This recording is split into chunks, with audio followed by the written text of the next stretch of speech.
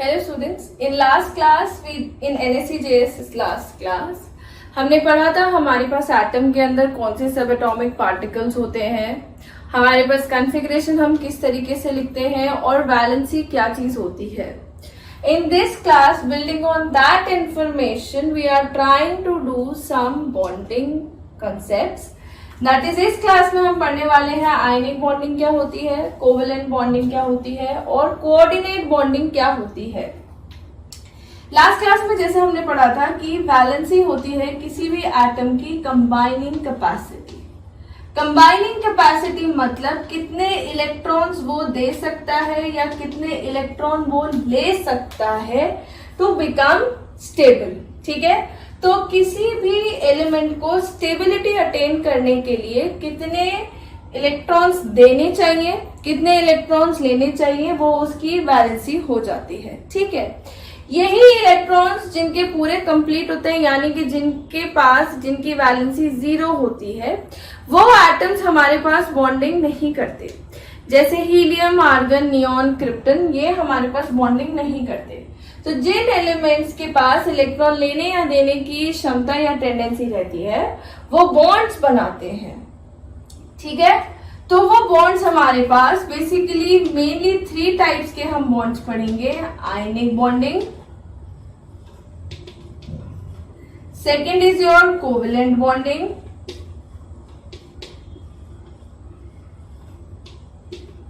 and the third one is coordinate bonding. ठीक है, तो we are going to study 3 types of bonding.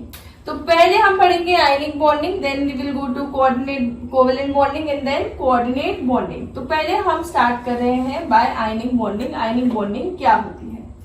Ionic bonding is basically by transfer of electron. अगर किसी चीज को electron चाहिए और किसी चीज को इलेक्ट्रॉन देना है तो उस केस में हमारे पास बनती है ionic bonding. Ionic bonding happens when a non metal combines with a metal.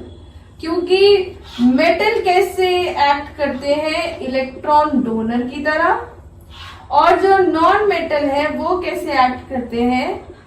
Electron acceptor की तरह। ठीक है, तो जो आयनिक बॉन्डिंग है हमारे पास उसमें आपके पास ट्रांसफर ऑफ इलेक्ट्रॉन होता है। मतलब ये एक एटम है, ये अपना इलेक्ट्रॉन ट्रांसफर कर देता है दूसरे एटम को। Now this type of bonding is known as ionic bonding. जैसे फॉर एग्जांपल मेरे पास मान लीजिए मैग्नीशियम है और मैग्नीशियम का वैलेंसी होता है 2, तो ये 2 इलेक्ट्रॉन देना चाहता है। ठीक है, अगर मेरे पास मान लीजिए ब्रोमीन है, ब्रोमीन की वैलेंसी होती है मेरे पास 7। तो आउटरमोस्ट में वैलेंसी होती है 1, तो ये 1 इलेक्ट्रॉन गेन करना चाहता है।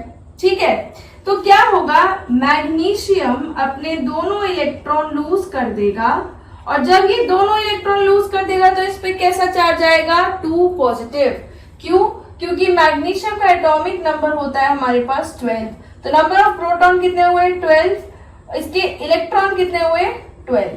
अब इसने 2 इलेक्ट्रॉन यदि अगर प्रोवाइड कर दिए हैं तो अब Mg2 पॉजिटिव बनेगा, जिसमें प्रोटॉन कितने हैं? 12। प्रोटॉन के अंदर कोई चेंज नहीं आएगा। अगर कोई चीज इलेक्ट्रॉन लेती या देती है तो प्रोटॉन के अंदर कोई चेंज नहीं आता। Number of protons will be 12 और नंबर ऑफ इलेक्ट्रॉन कितने हो गए? 2 इलेक्ट्रॉन देने पे 10। अब आप देख सकते हैं प्रोटॉन आपके पास ज्यादा है इलेक्ट्रॉन से, तो 2 पॉजिटिव चार्ज इसके ऊपर इंक्रीज कर गया। तो Mg is giving to make Mg2 positive and 2 electrons, और ब्रोमीन हमारे पास इलेक्ट्रॉन एक्सेप्ट करेगा टू मेक Br नेगेटिव। तो इसका कॉन्फ़िगरेशन 2,8,8,8 हो जाएगा। ठीक है, अब इसके पास पहले जितने भी प्रोटॉन्स थे उससे 1 इलेक्ट्रॉन क्या है? ज्यादा हो जाएगा। ठीक है, तो इसके पास पहले आपके पास इसके पास 35 आपके पास पहले इसमें 35 इलेक्ट्रॉन्स थे, अब इसमें 36 इलेक्ट्रॉन्स हो जाएंगे। ठीक है, सो दिस इज ब्रोमीन का कॉन्फ़िगरेशन। अच्छा, ब्रोमीन के कॉन्फ़िगरेशन में what we have done in characters, this is 2, 8, 18, 7. I actually forgot this is 2, 8, 18 and 7. So इसके आपके पास एटॉमिक नंबर होता है 35। यहाँ पे ब्रोमीन एक इलेक्ट्रॉन गेन कर लेगा तो इलेक्ट्रॉन इसके पास कितने हो जाएंगे, 36। ठीक है, तो इस तरीके से Mg 2 इलेक्ट्रॉन दे सकता है और ब्रोमीन के एक एटम को एक ही इलेक्ट्रॉन की जरूरत है।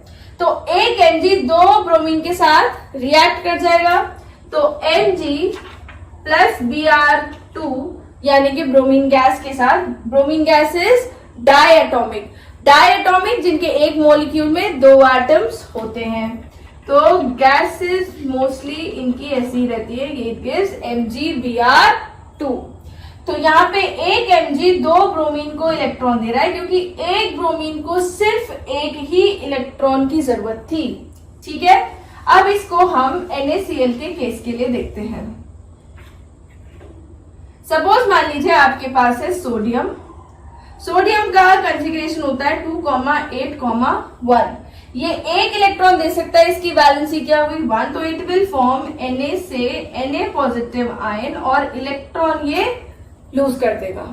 ठीक है, chlorine on the other hand has 2, 8, 7। इसका एटॉमिक नंबर होता है 17। ठीक है, ये 1 इलेक्ट्रॉन गेन करना चाहता है तो Cl will gain 1 electron to give Cl negative ion। ठीक है, अब ये जो सोडियम है मतलब ये एक Cl के साथ रिएक्ट कर रहा है टू गिव NaCl, लेकिन क्लोरीन जो होती है ये भी एक डायएटॉमिक गैस है। ये हमारे पास नेचर में Cl2 की फॉर्म में प्रेजेंट होती है। जो इनर्ट गैसेस होती है वो मोनो एटमिक होती है क्योंकि उन्हें रिएक्ट करने की जरूरत नहीं है, उनके एक मॉलिक्यूल में सिर्फ एक ही एटम होता है। लेकिन नॉन मेटलिक गैसेस जो होती हैं दे जनरली एग्जिस्ट इन डायएटॉमिक, टेट्राएटॉमिक और पॉलीएटॉमिक फॉर्म। जैसे ऑक्सीजन हमेशा O2 लिखी जाएगी, हाइड्रोजन H2 लिखी जाएगी, Br2, I2, F2, Cl2। ठीक है, नाइट्रोजन N2 लाइक दिस। तो यहाँ पे क्या हो रहा है, तो अगर ये क्लोरीन Cl2 के साथ रिएक्ट करेगा तो एक Na सिर्फ एक Cl को एक ही इलेक्ट्रॉन दे सकता है। ये इसने इलेक्ट्रॉन दिया, इसने ले लिया, तो मेरे को कितने इलेक्ट्रॉन चाहिए, 2, क्योंकि 2 Cl ले रही हूं मैं। तो यहाँ पे आ जाएगा ट्वाइस ऑफ NaCl। ठीक है, यहाँ हमने थोड़ी सी बैलेंसिंग कर दी है रिएक्शन की। Twice of Na plus Cl2 will give twice of NaCl। अगर किसी को कंफ्यूजन हो इसके लिए मैंने लिख दिया है कि रिएक्शन इस तरीके से लिखी जाती है क्योंकि क्लोरीन इज अ डायएटॉमिक गैस। तो आपको इसी तरीके से क्वेश्चंस वगैरह में या बुक वगैरह में लिखा रहेगा। ठीक है, तो ये हमारे पास आयनिक बॉन्डिंग हो गई। अच्छा, तो जो आपके पास आयनिक कंपाउंड्स बनते हैं उनके क्या प्रॉपर्टीज होते हैं, प्रॉपर्टीज ऑफ आयनिक कंपाउंड्स। जो आयनिक बॉन्ड से बने वो हमारे पास क्या हो गए, आयनिक कंपाउंड। और आयनिक कंपाउंड्स की प्रॉपर्टीज हमारे पास क्या होती हैं, ionic compounds are soluble in water generally. इनकी जनरली पानी में सॉल्युबिलिटी बहुत अच्छी होती है। Do not conduct in solid state. ये सॉलिड स्टेट में इलेक्ट्रिसिटी कंडक्ट नहीं करते बट कंडक्ट इन मोल्टन और एक्वस स्टेट। मोल्टन स्टेट होता है किसी भी चीज का प्योर लिक्विड स्टेट। तो अगर मेरे पास मान लीजिए NaCl है और वो सॉलिड फॉर्म में है तो सॉलिड फॉर्म में वो इलेक्ट्रिसिटी कंडक्ट नहीं करता। इलेक्ट्रिसिटी वो इसलिए कंडक्ट नहीं करता क्योंकि उसके पास फ्री इलेक्ट्रॉन्स नहीं होते। ये आप सब लोग जानते होंगे, जिनको नहीं पता है मैं बता देती हूँ कि जो आपके पास कंडक्शन ऑफ करंट होता है that is due to the movement of electron, flow of charge. तो जब आपके पास कोई चीज सॉलिड फॉर्म में है it does not have the tendency to see the ability of flow of charge. जैसे इसमें चार्जेस क्या होंगे, Na positive and Cl negative. ठीक है, इलेक्ट्रॉन तो ले दे लिया, बन गए ions Na positive and Cl negative. तो ये जब सॉलिड फॉर्म में होते हैं ये बहुत ज्यादा रेगुलर स्ट्रक्चर्स में होते हैं, बहुत अच्छी बॉन्डिंग होती है इनके बीच में, इनका मेल्टिंग बॉइलिंग पॉइंट बहुत ज्यादा हाई होता है, you can write this as well. तो ये क्या करते हैं, सॉलिड स्टेट में कंडक्ट नहीं करते इलेक्ट्रिसिटी, बट अगर आपने इनको लिक्विड फॉर्म में या एक्वस स्टेट में ले लिया है, एक्वस स्टेट का मतलब होता है कोई भी चीज इन दी सोल्यूशन विद लिक्विड, वो H2O वाटर, तो वाटर के साथ अगर हम किसी चीज का सोल्यूशन ले लेते हैं तो वो हमारे पास एक्वस स्टेट बना लेता है। एक्वस स्टेट और मोल्टन स्टेट में ये कंडक्ट करते हैं क्योंकि उसमें आपके पास फ्लो ऑफ दीज चार्जेस हो जाता है, ठीक है। तो these are very good electrolytes, these acts as electrolyte but in the molten और aqueous form, they do not conduct in solid form। आप लिख सकते हैं they have high melting points because इनके बीच में बहुत strong electrostatic forces of attraction होते हैं। Na positive and Cl negative will be bound together by very strong electrostatic force of attraction, that is why it will have a high melting point, ठीक है। जो चीज हमारे पास उल्टी हो जाएगी इन कोवेलेंट बॉन्डिंग, ठीक है। तो next we are doing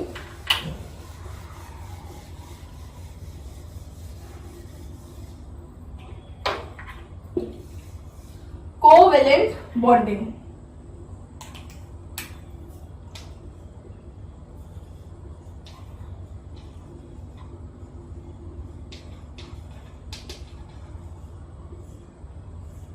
covalent bonding हमारे पास क्या होती है, covalent bonding is basically by sharing of electron. इसमें आपके पास इलेक्ट्रॉन शेयर किया जाता है, तो ये किस में होगी, between non metal and non metal, क्योंकि दोनों को ही इलेक्ट्रॉन की आवश्यकता है। जिस केस में दोनों चीजों को इलेक्ट्रॉन्स चाहिए उस केस में आपके पास कोवेलेंट बॉन्डिंग बनेगी क्योंकि इलेक्ट्रॉन शेयर किया जाएगा, ठीक है। And those shared electrons will be counted in the outermost shell of both the atoms। तो जैसे ये एक एटम है और ये एक एटम है, ये इलेक्ट्रॉन एक शेयर कर रहे हैं और एक और इलेक्ट्रॉन शेयर कर रहे हैं। इसमें क्या होगा, एक इलेक्ट्रॉन ये शेयर करेगा, एक इलेक्ट्रॉन ये शेयर करेगा, तो ये एक ही बॉन्ड बना देंगे and this bond is known as covalent bond, ठीक है। Now this bond is formed by the sharing of electron and it is a covalent bond. Example में जैसे हम देख लीजिए, माने कि मेरे पास हाइड्रोजन है, ठीक है, H2 मॉलिक्यूल बना रही हूं मैं। हाइड्रोजन के आउटर मोस्ट में मेरे पास एक इलेक्ट्रॉन होता है, दूसरे हाइड्रोजन के पास भी एक इलेक्ट्रॉन है, दोनों का अपना ड्यूप्लेट कंप्लीट करने के लिए एक एक इलेक्ट्रॉन चाहिए। तो ये क्या करते हैं, आपस में इन दोनों इलेक्ट्रॉन्स की शेयरिंग कर देते हैं।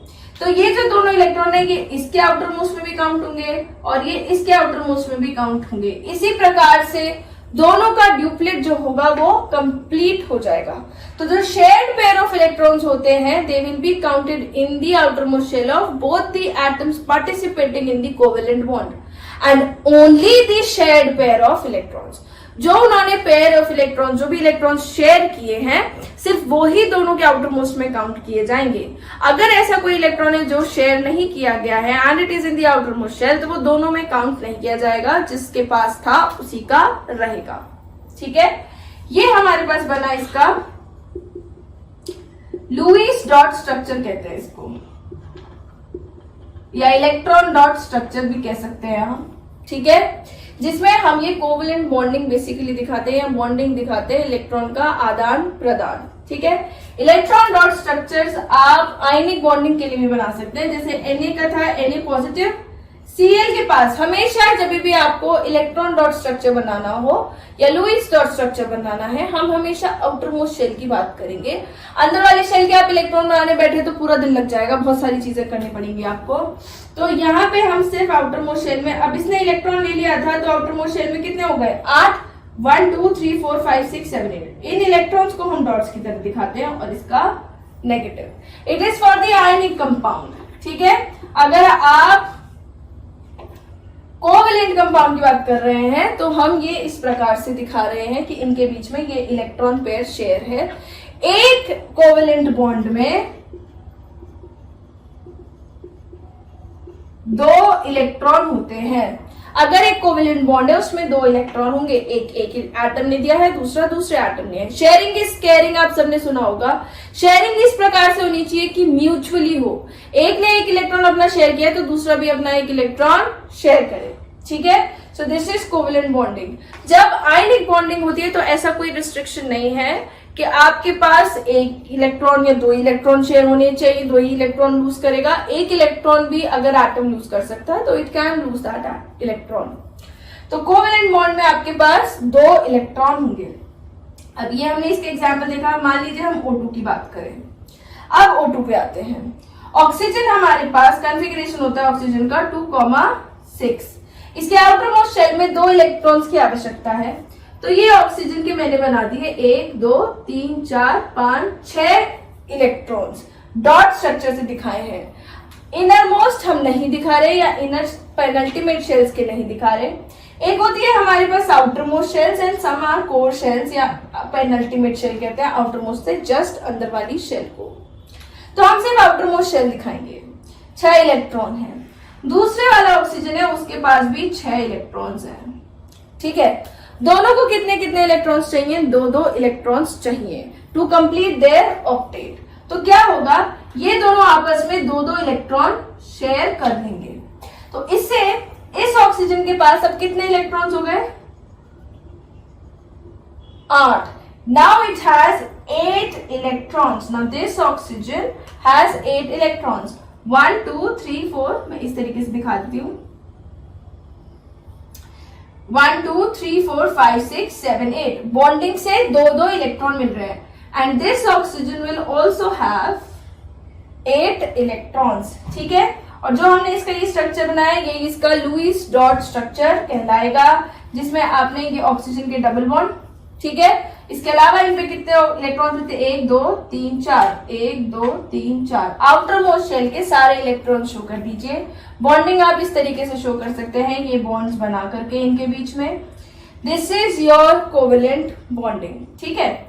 अब इसको अगर हम पॉलीएटॉमिक में देखें, जैसे पॉलीएटॉमिक में भी और जिसमें आपके पास एक से ज्यादा तरीके का एलिमेंट हो, ठीक है। तो लेट्स सपोज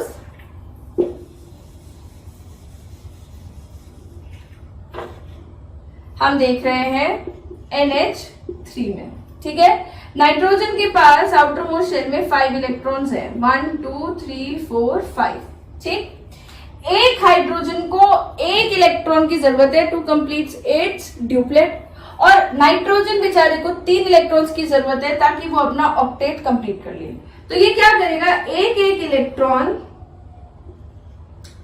एक हाइड्रोजन के साथ शेयर कर लेगा। अब इन हाइड्रोजन के भी ड्यूप्लेट कंप्लीट हो गए और इस नाइट्रोजन के भी ऑक्टेट कंप्लीट हो गया, ठीक है। ये जो इसमें हमने दिखाया है ये इसके ऊपर जो बच रहे हैं इलेक्ट्रॉन्स ये सिर्फ इसके अपने हैं, तो ये हम बॉन्ड में नहीं दिखा रहे, ये सिर्फ इसी के में काउंट किए जाएंगे। तो इसको हम कैसे लिख सकते हैं? NH H और ये 2। ये इसका स्ट्रक्चर नहीं है, this is a Lewis dot structure. ये 3D में ऐसे एग्जिस्ट नहीं करता, इस बात को ध्यान रखिएगा। Lewis dot structures are not 3D structures. तो ये ऐसा नहीं कि 3D में इसी तरीके से रहेगा, ठीक है। अगर आप देखें कि आपके पास जो एटम बॉन्ड कर रहा है उसके पास इवन नंबर में इलेक्ट्रॉन्स बच रहे हैं ऐसे जो कि शेयर नहीं किए गए हैं, तो वो लोन पेयर्स बना लेंगे। तो इसके पास नाइट्रोजन में आपके पास 1 लोन पेयर है। नाइट्रोजन हैज 1 लोन पेयर कहेंगे इसे, और इस मॉलिक्यूल में 3 बॉन्ड पेयर्स हैं जो बॉन्डिंग वाले पेयर हैं, जिसमें इसमें 2 इलेक्ट्रॉन 2 इलेक्ट्रॉन 2 इलेक्ट्रॉन। तो these are bond pairs. So this is it has 3 bond pairs and 1 lone pair, ठीक है। अगर ऐसा होता कि आपके पास नाइट्रोजन 2 बॉन्ड बना रहा होता और इसके पास 3 इलेक्ट्रॉन बच जाते तो 1 लोन पेयर हो जाता and this electron is called odd electron, ठीक है। तो इसमें 1 lone pair 2 bond pair and 1 odd electron वाला केस हो जाता। अब अगर मान लीजिए हम H2O की बात कर रहे हैं, H2O में आपके पास ऑक्सीजन है, ऑक्सीजन को कितने इलेक्ट्रॉन्स चाहिए? 2। एक हाइड्रोजन को एक, तो क्या करेगा ऑक्सीजन, एक हाइड्रोजन से शेयर कर लेगा, एक हाइड्रोजन से शेयर कर लेगा। कितने इलेक्ट्रॉन्स बच गए इसके पास, 4। अब ये 4 इलेक्ट्रॉन मतलब 2 लोन पेयर, तो H2O में ऑक्सीजन के पास 2 लोन पेयर्स हैं और मॉलिक्यूल में आपके पास 2 क्या हैं, बॉन्ड पेयर्स। ठीक है, so this is what lone pairs and bond pairs are. ये आपके पास कोवेलेंट बॉन्डिंग के स्ट्रक्चर्स डिटरमाइन करने में बहुत इंपॉर्टेंट रोल प्ले करते हैं। How many bond pairs and lone pairs are there, so you should understand lone pair and bond pair. Also to understand what is coordinate bonding, you must know what is a lone pair and what is a bond pair. ठीक है, अब हम चलते हैं थोड़ा सा multiple covalent bonding में। जैसे हमने O2 के अंदर देखा था, O2 के केस में हमारे पास ऑक्सीजन और ऑक्सीजन में डबल बॉन्ड बना। ठीक है, अगर हम नाइट्रोजन देखें तो नाइट्रोजन में 3 बनेंगे, क्योंकि एक नाइट्रोजन को 3 इलेक्ट्रॉन्स की जरूरत है, तो ये अपने 3 इलेक्ट्रॉन शेयर कर देगी, तो इसके पास 3 इलेक्ट्रॉन मिल जाएंगे उससे, और बाकी इसके पास 2 इलेक्ट्रॉन तो थे, क्योंकि 5 इलेक्ट्रॉन एक नाइट्रोजन पे होते हैं। 1 2 3 4 5, 1 2 3 4 5, 3 इन्होंने शेयर कर दिया। Now this type of bonding is multiple bonding, क्योंकि 2 एटम्स के बीच में यहां जैसे एक ही बॉन्ड है, यहां पे आपके पास 2 या 3 बॉन्ड है। This is called a double bond and this is called a triple bond. और इस मॉलिक्यूल में हम कहेंगे 2 सिंगल बॉन्ड्स। तो ये बहुत बेसिक टर्मिनोलॉजीज हैं जो कि आपको आनी चाहिए to understand the bonding and the concepts related with bonding. So this is just a basic class. तो ये हम बहुत बेसिक चल रहे हैं अभी NSEJS को लेकर के, ताकि आप क्वेश्चंस को बहुत इजीली अंडरस्टैंड कर पाए। We will move on to very difficult concepts. This is also new to you guys, तो you should understand what is ionic bonding, what is covalent bonding, क्योंकि ये बहुत नॉर्मल टर्म्स है। जब हम किसी मॉलिक्यूल के बारे में बात करते हैं तो हमें पता होना चाहिए उसके अंदर किस तरीके की बॉन्डिंग हो रही है, ताकि हम उसकी रिएक्टिविटी वगैरह को भी डिटरमाइन कर पाए। ठीक है, and to study the concepts related with it and its properties। जैसे कोवेलेंट बॉन्ड्स के प्रॉपर्टीज अगर हम देखें तो कोवेलेंट बॉन्ड के प्रॉपर्टीज क्या होंगे, they are less soluble in water। जो कोवेलेंट बॉन्ड्स होते हैं, कोवेलेंट कंपाउंड्स होते हैं, ये पानी में लेस सोल्यूबल होते हैं। ठीक है, दे हैव लो कंडक्टिविटी, इनकी कंडक्टिविटी भी बहुत कम होती है। इनका सॉलिड स्टेट ज्यादातर होता भी है, नहीं भी होता, बहुत कम होता है। ये किसी भी स्टेट में एग्जिस्ट कर सकते हैं। So they have low melting points. ठीक है, मेल्टिंग पॉइंट इनके लो होते हैं। Now we are going to discuss 2 types of covalent bond.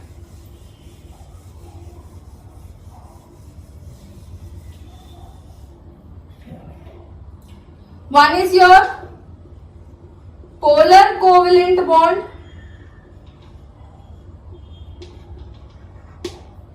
and second is your non-polar covalent bond। ठीक है, वैसे ही चीजें इलेक्ट्रोनेगेटिविटी टर्म से थोड़ा ज्यादा रिलेट करती हैं, but we will just take a brief here. Polar covalent bond वो होता है जिसमें थोड़े से चार्जेस सेपरेट हो। सी, हमारे पास एटम्स कुछ ऐसे होते हैं जो अपनी तरफ इलेक्ट्रॉन्स को बहुत ज्यादा खींच सकते हैं। ठीक है, and those atoms are called electronegative atoms. तो जब इलेक्ट्रोनेगेटिव एटम, मान लीजिए HCl है, HCl में आपके पास क्लोरीन अपनी तरफ ये शेयर्ड पेयर ऑफ इलेक्ट्रॉन है, कोवेलेंट बॉन्ड बना हुआ है। क्लोरीन हमारे पास ज्यादा इलेक्ट्रोनेगेटिव होता है हाइड्रोजन से। इसका मतलब जो इनके बीच में ये शेयर्ड पेयर ऑफ इलेक्ट्रॉन है उसको क्लोरीन अपनी तरफ ज्यादा खींच सकता है। तो किसी भी कोवेलेंट बॉन्ड में अगर किसी एटम में ऐसी टेंडेंसी है कि वो अपनी तरफ ज्यादा खींच सकता है, वो ज्यादा इलेक्ट्रोनेगेटिव हो जाता है। That is only electronegativity, the tendency to pull the electrons of a covalent bond towards itself. तो यहाँ पे क्लोरीन अपनी तरफ इस इलेक्ट्रॉन पेयर को खींच सकता है। पूरा नहीं खींचेगा, पूरा खींच जाएगा तो आयंस बन जाएंगे, तो ये आपके पास आयनिक बॉन्डिंग कहलाती है। तो ये क्लोरीन अपनी तरफ जब इसको थोड़ा सा खींचेगा तो इस पे हम कहेंगे पार्शियल नेगेटिव चार्ज आ गया, क्योंकि थोड़े से इलेक्ट्रॉन इसकी तरफ शिफ्ट हो गया और इलेक्ट्रॉन पे कैसा चार्ज होता है, नेगेटिव। और हाइड्रोजन पे कैसा चार्ज आ गया, पॉजिटिव, क्योंकि इलेक्ट्रॉन इससे शिफ्ट हो गए हैं तो इसके ऊपर नेगेटिव जो चार्ज है वो थोड़ा सा कम हो गया। This is for partial. अब क्योंकि ये पार्शियल चार्जेस जनरेट हो गए हैं, जहां पे आपके पास चार्जेस के बीच में सेपरेशन हो जाता है वहां पे हमारे पास एक डाइपोल बन जाता है। Now it has two poles, तो this bond is called a polar covalent bond. और अगर मान लीजिए Cl और Cl में ही बॉन्ड हो तो क्योंकि दोनों की इलेक्ट्रोनेगेटिविटी सेम होगी, दोनों सेम एटम है, कोई भी इस इलेक्ट्रॉन पेयर को अपनी तरफ नहीं खींच पाएगा, कुछ भी चार्ज नहीं आने वाला है दोनों पे, तो this is a non polar covalent bond. ठीक है, तो अब चाहे तो यहाँ पे इलेक्ट्रोनेगेटिविटी के बारे में लिख सकते हैं, tendency to pull the electrons of a covalent bond, जिसकी ये ज्यादा रहेगी। फ्लोरीन आपके पास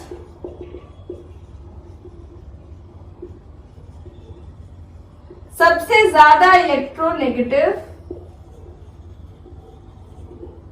एलिमेंट होता है। ठीक है, तो फ्लोरीन हमारे पास सबसे ज्यादा इलेक्ट्रोनेगेटिव एलिमेंट होता है। आफ्टर स्टडिंग सम कंसेप्ट हम क्वेश्चन से स्टार्ट करेंगे to understand the concept. So हम क्वेश्चंस करेंगे, अंडरस्टैंड करेंगे concept. So right now we are just discussing some basic terms. इसके बाद में हम NSE-JS के क्वेश्चंस उठाएंगे, उनसे रिलेटेड टॉपिक को डिस्कस करेंगे जो आ चुके हैं, and we will be doing the questions. ठीक है, सो देन अगेन, बट हम लेमैन की तरह नहीं बैठे, उसके अंदर हमें कुछ आता हो, उसके लिए हमें कुछ टर्म्स डिस्कस करने पड़ेंगे। ठीक है, now we are coming to the third type of bonding, that is coordinate bonding. Coordinate bonding, it is a type, it is a specific type of covalent bonding. Here, the shared pair of electron belongs to one atom only. इसमें भी आपके पास sharing होती है electrons की, और इसमें भी आपके पास एक बॉन्ड में दो इलेक्ट्रॉन्स होंगे, बट इसमें जो वो दोनों इलेक्ट्रॉन्स है वो सिर्फ किसी एक एटम की तरफ से आ रहे हैं। शेयर दोनों एटम्स के बीच में हो रहे हैं, पर आ सिर्फ एक ही एटम की वजह से रहे हैं। जैसे नॉर्मल कोवेलेंट बॉन्डिंग होता है, हमारे पास एक एटम एक से एक एटम, सॉरी एक इलेक्ट्रॉन एक से शेयर किया, you count this, I count this, ये हमारे पास कोवेलेंट बॉन्डिंग है। बट इसमें क्या है, एक ही एटम ने दोनों इलेक्ट्रॉन शेयर कर रखे हैं और वो दोनों के ही आउटर मोस्ट में काउंट किए जाएंगे। जैसे आपके पास this is due to the presence of lone pairs on the atom sharing both electron. तो अगर किसी एटम में लोन पेयर है तो ही आपके पास इस तरीके की बॉन्डिंग हम देख सकते हैं। जैसे फॉर एग्जांपल NH3 है, इसमें अभी हमने देखा कि नाइट्रोजन के ऊपर एक लोन पेयर होता है। ठीक है, तो नाइट्रोजन क्या कर सकता है, अपने ये दोनों इलेक्ट्रॉन शेयर कर सकता है। तो NH3 जो होता है ये हाइड्रोजन, H पॉजिटिव का मतलब हुआ हाइड्रोजन के पास, इस वाले आयन के पास कोई इलेक्ट्रॉन नहीं है। तो क्या करता है, नाइट्रोजन अपना ये जो दोनों पेयर ऑफ इलेक्ट्रॉन है ये नाइट्रोजन शेयर करता है, और इसको हम एरो की तरफ दिखाते हैं कि इसने शेयर किए हैं इस वाले एलिमेंट के साथ अपने दोनों इलेक्ट्रॉन्स। तो इसे सिंपल अगर ऐसे दिखाते हैं तो कोवेलेंट, ऐसे मतलब coordinate bonding. Sometimes this arrow is also skipped nowadays. So this hydrogen and this hydrogen, because we know कि कितने इलेक्ट्रॉन्स है तो किसने दिया ही होगा। तो यहाँ पे आपके पास जो पॉजिटिव चार्ज इस पे था इसने ले लिया उस चार्ज को because it is sharing it's electron, तो पॉजिटिव चार्ज यहाँ पे आएगा. Charge can neither be lost, can not be gained, it should be conserve. तो ये हाइड्रोजन से इसने अपने ऊपर पॉजिटिव चार्ज ले लिया और ये जो दोनों इलेक्ट्रॉन इन दोनों के बीच में शेयर हो रहे हैं, इसके पास तो कुछ था ही नहीं, तो ये इस नाइट्रोजन ने दिए हैं. सो दिस इज कोऑर्डिनेट बॉन्ड. इसमें एक कोऑर्डिनेट बॉन्ड है और 3 नॉर्मल कोवेलेंट बॉन्ड्स हैं. ठीक है. अब जैसे हम ये केस देखें H2O के लिए, H2O में आपके पास ऑक्सीजन पे 2 लोन पेयर हो रहे हैं, तो ये क्या करेगा, H2O हाइड्रोजन के साथ H पॉजिटिव आयन के साथ ये भी रिएक्ट करेगा to give HOH and this H, और इस पे कैसे ले लेगा ये पॉजिटिव चार्ज, और एक लोन पेयर इस पे अभी भी क्या है, अच्छा. ठीक है. ये लोन पेयर इस पे इसलिए बच रहा है क्योंकि ये सिर्फ एक लोन पेयर शेयर करेगा. ऑक्सीजन दोनों लोन पेयर नहीं शेयर करता है जनरली बिकॉज ऑक्सीजन एक बहुत इलेक्ट्रोनेगेटिव एलिमेंट है, तो इसमें इतनी भी टेंडेंसी नहीं है कि ये दोनों के दोनों लोन पेयर आपके पास शेयर कर दे. ये एक लोन पेयर शेयर करेगा इस वाले हाइड्रोजन आयन के साथ and it will form coordinate bonding. So both the electrons of this bond are coming from oxygen. इसका कोई contribution नहीं है, but ये काउंट दोनों के ही शेल में किए जाएंगे.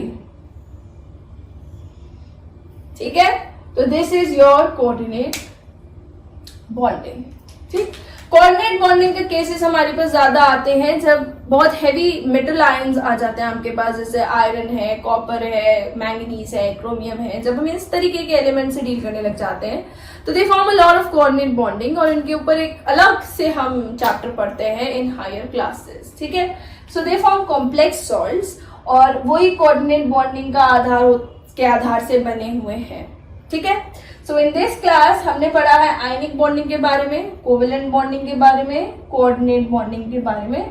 सो we will proceed further in next class.